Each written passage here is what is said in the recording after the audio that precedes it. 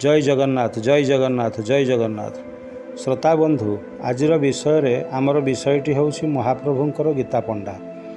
दारुब्रह्म महाप्रभु श्री जगन्नाथ होती जड़े जीवंत ठाकुर। जो भक्त तांकठारे संपूर्ण समर्पणर भाव जोड़ी हो जाए महाप्रभु तार सुरक्षा और सम्मान रक्षापी जेकोसी स्तर को जाई कर्म करिपारंती। सेपरी एक ज्वलंत प्रमाण होउछि पुरीवासी अर्जुन मिश्र। अर्जुन मिश्र जड़े गरीब ब्राह्मण पुरी सहर में भिक्षावृत्ति कर चलुले। महाप्रभु श्री जगन्नाथ ठारे से संपूर्ण समर्पित थिले एवं महाप्रभु प्रति तांकर विश्वास हिमालय ठारू मध्य उच्च तथा स्थिर थिला। से प्रतिदिन भगवत गीतार 18टी अध्याय पढ़ुले।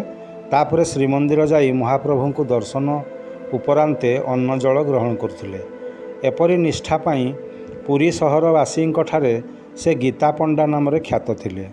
प्रथम ए नाम शुणी जी हेले भाविबो यह एक महिलांकर नाम।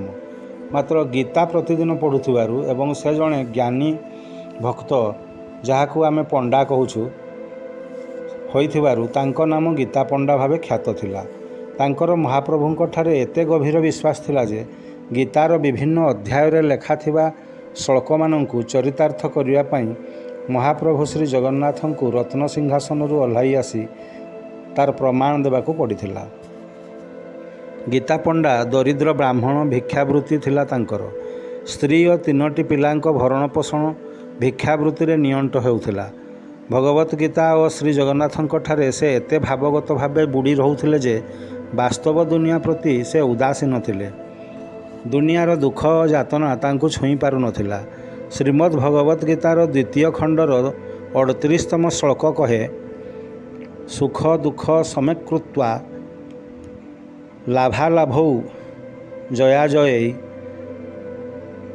ततौ युद्धाय युज्यस्व नैव्यम पाप मभाप शैषी। अर्थात दुख सुख लाभ क्षति जय पराजय को समभाव ज्ञान करी हे अर्जुन जीवन युद्ध रे निजको व्यस्त रख, तेबे पाप तुमको स्पर्श मध्य करिपारिबनी। तेणु गीता पंडा संसार रूपक युद्ध क्षेत्र में दरिद्रता और अभाव पेशी होई मध्य भगवत चिंतार मग्न रहुथिबारु से प्रकृत सुख को अनुभव करिपारुथिले। ता मध्यरे संसार चलाइबा पई भिक्षावृत्ति रे जत्किंचित मिलुथिला सेथिरे से और तांकर स्त्री और 3टी संतान चलुथिले। थरे पुरी और आखपाख अंचल में मरुड़ी देखादेला। खाद्यद्रव्यर घोर अभाव है। धनिक श्रेणीर लोकंक पक्षे मध्य खाद्य जोगाड़ करने कष्टकर थिला। एभली परिस्थिति रे गीता पंडा भली गरीब ब्राह्मणर अवस्था जे कौन होइथिबो ताहा अनुमान करा जाई पारे। ए मरुड़ी गीता पंडा और ता परिवार पई वज्राघात सदृश थिला। खाद्याभाव रे गीता पंडा तांको स्त्री और पिला माने जीवन धारण करने असंभव हो पड़ा। एभली संकटमय परिस्थिति रे मध्य गीता पंडा तांकर गीता पाठर कर्म करि चलथिले। दिने भोक उपास विरक्त होई स्त्री तांको कहिले होई हो तुम पई गीता पाठ करवा सबु किछि होई पारे, किंतु मु और मो पिलांकर भोक उपास रहिबार दुख और जंत्रणा को मु सही पारु नाही। तुमे केमितिका बाप जाओ पिलांक पई किछि खाद्य व्यवस्था कर। जदि तुमे यह न कर तेबे आमे समस्त भोक उपास जीवन हारिदेबा। यह शुणी महाप्रभुंक ठारे पूर्ण विश्वास रखी गीता पंडा कहिले महाप्रभु ए समस्त दुनियार स्रष्टा, से आमर खाद्यर व्यवस्था निश्चय करिवे, तांको उपरे तुमे विश्वास रख। ए उत्तर शुणी गीता पंडांकर स्त्रींकर क्रोध तांकर क्रोधाग्नि प्रज्वलित हो उठिला। से तांको धैर्य हराई बसिले एवं रागरे गीता पंडा को गाड़ी करी कहिले होई हो कर्म न करी घरे बसी तमे आराम करुछ, किछि कर्म न करी तमे धन प्राप्तिर आशा किभली करि पारुछ। स्त्री पुणी रागरे आहुरी गाड़ी वर्षण करि चलिले जहाँ गीता पंडांक हृदय को तीक्ष्ण अस्त्र प्रहार भली लागिला। मात्र गीता पंडा एथिरे विचलित न होई कहिले क्षुधातुर होई हिताहित ज्ञान तमे हराई सारिलणी। काहींकि तमे भगवानंक उपरे विश्वास हराउछ? मो कथा शुण। भगवान गीतारे 9म अध्यायर 22तम श्लोक कौन कहउछन्ति शुण। अनन्य चिंतायतः माम ये जनाः ପାରୁପ୍ସତେ ତାତ ଯୁଧ୍ୟାୟା ୟୁଜସ୍ୱା ନୌଭମ୍ ପାପ ମାଭାପ୍ସ୍ୟତି। ଅର୍ଥାତ୍ ଯେଉଁ ମନୁଷ୍ୟ ମୋତେ ହୃଦୟ ଦେଇ ଉପାସନା କରନ୍ତି, ମୋର ଦିବ୍ୟ ରୂପକୁ ଧ୍ୟାନ ରଖନ୍ତି, ସେମାନଙ୍କର ଯାହା ଅଭାବ ତାହା ମୁଁ ବହନ କରିଥାଏ ଏବଂ ସେମାନଙ୍କୁ ମୁଁ ସୁରକ୍ଷା ଦେଇଥାଏ।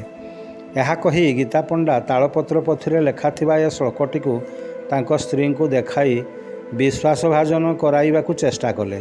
ମାତ୍ର ସ୍ତ୍ରୀଙ୍କର ରାଗ ପଞ୍ଚମ ସୋପାନକୁ ଅତିକ୍ରମ କରିସାରିଥିଲା। ଗୀତା ପଣ୍ଡା ଭଳି ଭକ୍ତଙ୍କର ଭକ୍ତିଭାବକୁ ବୁଝିବା ତାଙ୍କ ପକ୍ଷରେ ଅସମ୍ଭବ ଥିଲା। ତେଣୁ ସେ କ୍ରୋଧରେ ଗୀତା ପଣ୍ଡାଙ୍କ ହାତରୁ ତାଳପୋଥିଟି ଛଡ଼ାଇ ନେଲେ ଏବଂ ଲୁହାର ଲେଖନୀ ଦ୍ୱାରା ସେହି ଶ୍ଲୋକଟି ଉପରେ 3ଟି ଗାର ଟାଣିଦେଇ କହିଲେ, ଖାଲି ଗୀତା ଜ୍ଞାନରେ ପେଟ ପୂରେ ନାହିଁ, ରଖ ତମର ସେ ଜ୍ଞାନ। ଏହା କହି ସେ କ୍ରନ୍ଦନ କରିବାକୁ ଲାଗିଲେ। ଏହା ଦେଖି ଗୀତା ପଣ୍ଡା କମ୍ପି ଉଠିଲେ ଏବଂ କହିଲେ, ତମେ ଏ କ'ଣ କଲ? ତମେ ଏ ତାଳପତ୍ର ଉପରେ ଲେଖାଥିବା ଶ୍ଲୋକଟିକୁ କାଟି ମୋ ମହାପ୍ରଭୁଙ୍କର ଜିଭଟିକୁ କାଟିଦେଲ। ଗୀତାରେ ଭଗବାନ କହିଛନ୍ତି ପରା, ସେ ଓ ତାଙ୍କ ଶ୍ଲୋକ ମଧ୍ୟରେ କିଛି ଫରକ ନାହିଁ। ଶ୍ରୀକୃଷ୍ଣ ଗୀତା ଶରୀର ଓ ତା'ର ଛାଇ ଭଳି ଏକ ଏବଂ ସେମାନେ ଅଭିନ୍ନ। ତମେ ଏ ମହାନ ଶ୍ଲୋକ ଯାହା ଭଗବାନଙ୍କ ମୁଖରୁ ନିଃସୃତ, ତାକୁ କାଟି ପକାଇଲ। ଏହା କେତେ କଷ୍ଟଦାୟକ ହେବ ମହାପ୍ରଭୁଙ୍କୁ ଜାଣିଛ? ସ୍ତ୍ରୀଙ୍କ ଏ କର୍ମରେ ଦୁଃଖରେ ଭାଙ୍ଗି ପଡ଼ିଲେ ଗୀତା ପଣ୍ଡା ଏବଂ ତାଙ୍କର ପୂଜା ଘରେ ପଶି ଭିତର ପଟୁ କବାଟ କିଳିଦେଲେ ଏବଂ ମହାପ୍ରଭୁଙ୍କ ଉଦ୍ଦେଶ୍ୟରେ କ୍ଷମା ପ୍ରାର୍ଥନା କରିବାକୁ ଲାଗିଲେ। ଧୀରେ ଧୀରେ ଗୀତା ପଣ୍ଡା ଗଭୀର ଧ୍ୟାନକୁ ଚାଲିଗଲେ। ତେଣେ ଶ୍ରୀମନ୍ଦିର ରତ୍ନସିଂହାସନରେ ମହାପ୍ରଭୁ ଶ୍ରୀ ଜଗନ୍ନାଥ ଆଉ ଥୟ ଧରି ରହିପାରିଲେନି।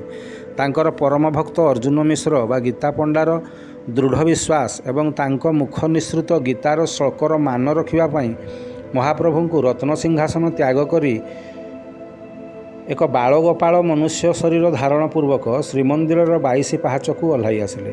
କାନ୍ଧରେ ଥିଲା ଏକ ଭାର, ତାଙ୍କ ଶରୀରରେ ଥିଲା ସୌମ୍ୟ କାନ୍ତି, ପୂର୍ଣ୍ଣ ଚାନ୍ଦ ମୁଖମଣ୍ଡଳ, ଚହଟି ଉଠୁଥିଲା ଓଠଧର, ପଦ୍ମଫୁଲ ସଦୃଶ ଆଖି, ମୁଣ୍ଡରେ କୁଞ୍ଚୁକୁଞ୍ଚିଆ ବାଳରେ ଖସା ଥିଲା ମୟୂର ଚନ୍ଦ୍ରିକା ତଥା ପାଦରେ ଥିଲା ଘୁଙ୍ଗୁର।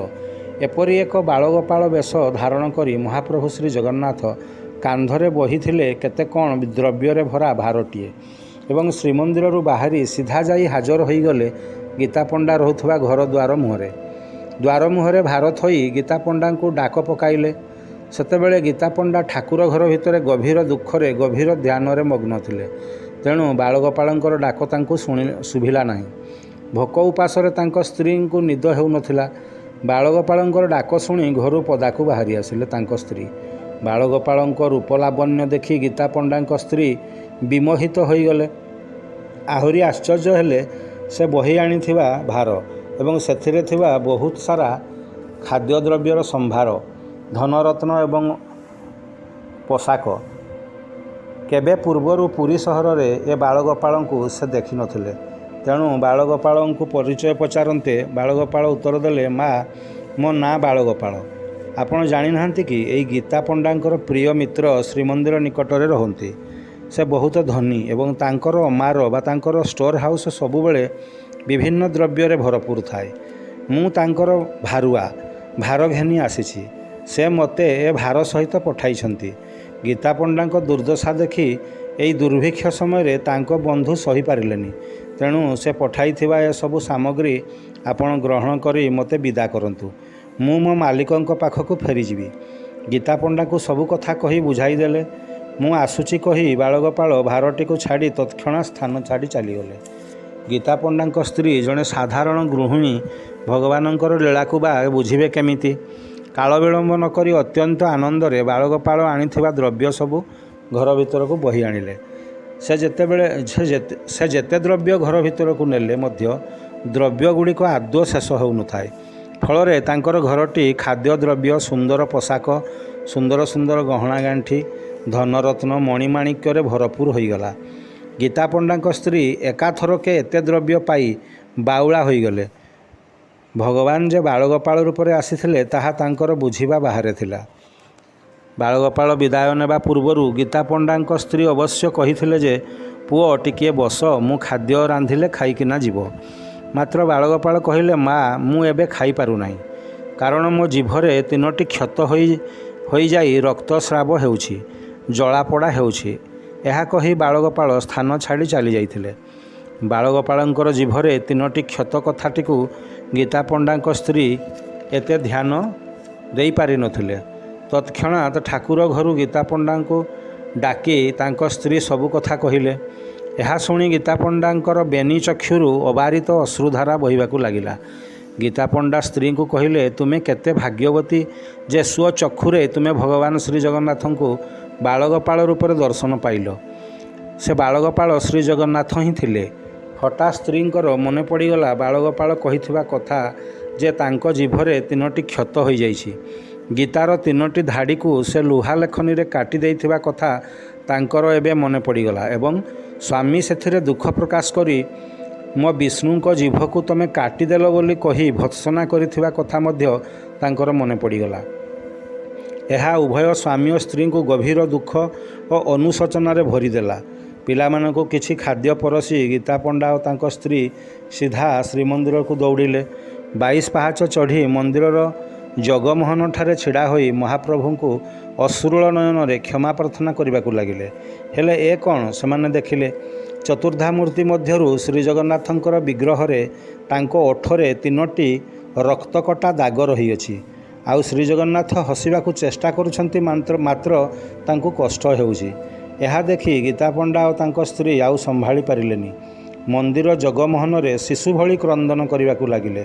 ତାଙ୍କ ପ୍ରଭୁଙ୍କର ଏପରି ଦଶା ଦେଖି ଦୁଃଖରେ ଭାଙ୍ଗି ପଡ଼ିଲେ ଏବଂ ତାଙ୍କ ବେନି ନୟନରୁ ଅବାରିତ ଅଶ୍ରୁଧାରା ମନ୍ଦିରର ଚଟାଣକୁ ସିକ୍ତ କରି ପକାଇଲା। ନିଜର ଭୁଲ ପାଇଁ ଦୁହେଁ କ୍ଷମା ପ୍ରାର୍ଥନା କରିବାକୁ ଲାଗିଲେ। ଭକ୍ତର ଏ ଦୁଃଖ ଅନୁଶୋଚନା ଦେଖି କାଳିଆ ଶାନ୍ତ ମହାବାହୁ ଦାରୁବ୍ରହ୍ମ ଶ୍ରୀ ଜଗନ୍ନାଥଙ୍କର ନେତ୍ରରୁ ମଧ୍ୟ କେଇ ଟୋପା ଅଶ୍ରୁ ଝରି ପଡ଼ିଥିଲା ତାଙ୍କର ତୁଳସୀ ଦୟଣା ଉପରେ। ଏ ଥିଲା ଭକ୍ତ ଗୀତା ପଣ୍ଡା ଓ ଶ୍ରୀଜଗନ୍ନାଥଙ୍କ ମଧ୍ୟରେ ଭାବ ଦୁନିଆର କଥା। ସେତିକି ଭାବ ଥିଲେ ଏ ପରିସ୍ଥିତିଟିକୁ ଆମେ ମଧ୍ୟ ହୃଦୟଙ୍ଗମ କରିପାରିବା। ଶ୍ରୋତାବନ୍ଧୁ, ଅନୁଶୋଚନା ଓ ଭଗ୍ନ ହୃଦୟରେ ଅନେକ ସମୟ ମନ୍ଦିର ବେଢ଼ାରେ କଟାଇ ସ୍ୱାମୀ ସ୍ତ୍ରୀ ଘରକୁ ଫେରିଲେ। ତା ପରବର୍ତ୍ତୀ ଦିନମାନଙ୍କରେ ସେମାନେ ଏକ ପବିତ୍ର ନିଷ୍ଠାପର ଜୀବନ ଅତିବାହିତ କଲେ। ପ୍ରାୟ ଅଧିକ କ୍ଷଣ ତାଙ୍କର ଗୀତା ଜ୍ଞାନ ଓ ଶ୍ରୀଜଗନ୍ନାଥ ଭଜନ କୀର୍ତ୍ତନରେ ସମୟ କଟାଇଲେ। ତୀର୍ଥଯାତ୍ରୀ ଓ ଭକ୍ତଗଣଙ୍କୁ ଗୀତା ଜ୍ଞାନର ପ୍ରଚାର ପ୍ରସାର ପାଇଁ ଏବଂ ଭଗବାନ ଶ୍ରୀ ବିଷ୍ଣୁଙ୍କ ସ୍ୱରୂପ ଶ୍ରୀ ଜଗନ୍ନାଥଙ୍କର ମହିମା ଗାନ କର୍ମରେ ସମୟ ଅତିବାହିତ କରିବାକୁ ଲାଗିଲେ। ଶେଷରେ ସେହି ପୁରୀ ଶଙ୍ଖକ୍ଷେତ୍ରରେ ନିଜର ଅନ୍ତିମ ଇଚ୍ଛା କୈବଲ୍ୟ ମୁକ୍ତି ପ୍ରାପ୍ତ ହେଲେ ଗୀତା ପଣ୍ଡା ଏବଂ ତାଙ୍କର ସହଧର୍ମିଣୀ। ତେଣୁ କୁହାଯାଏ, ଭଗବାନ ପରମ ଦୟାଳୁ ଏବଂ ହୃଦୟବାନ ଅଟନ୍ତି। ତାଙ୍କର ଆମ ପାଖରୁ କିଛି ଲୋଡ଼ା ନଥାଏ, କେବଳ ଲୋଡ଼ା ଥାଏ ନିଃସ୍ୱାର୍ଥପର ଅନାବିଳ ବିଶ୍ୱାସ ଓ ଭଲ ପାଇବାର ଭାବଟିଏ। ସେତିକିରେ ସେ ସନ୍ତୁଷ୍ଟ ହୁଅନ୍ତି ଏବଂ ଭକ୍ତର ଦୁଃଖ କଷ୍ଟକୁ ନିବାରଣ କରିବା ପାଇଁ ଗୀତା ଜ୍ଞାନ ତ ଦେଇଛନ୍ତି, ହେଲେ ଦରକାର ପଡ଼ିଲେ ସେ ଜ୍ଞାନକୁ ଚରିତାର୍ଥ କରିବା ପାଇଁ ତାଙ୍କ ରତ୍ନସିଂହାସନ ଛାଡ଼ି ଚାଲି ଆସନ୍ତି ଭକ୍ତର ଇଚ୍ଛା ପୂରଣ ନିମିତ୍ତ। ଆମର ଆଜିର ବିଷୟ ଶ୍ରୀ ଜଗନ୍ନାଥ ଓ ଭକ୍ତ ଗୀତା ପଣ୍ଡା ଏବଂ ତାଙ୍କର ଏ କଥାବସ୍ତୁକୁ ଆମେ ଏହା ହିଁ ଶିଖିଲୁ। ଆପଣମାନେ ଏହାକୁ ସମ୍ପୂର୍ଣ୍ଣ ଶୁଣିଥିବାରୁ ଧନ୍ୟବାଦ। ଜୟ ଜଗନ୍ନାଥ, ଜୟ ଜଗନ୍ନାଥ, ଜୟ ଜଗନ୍ନାଥ।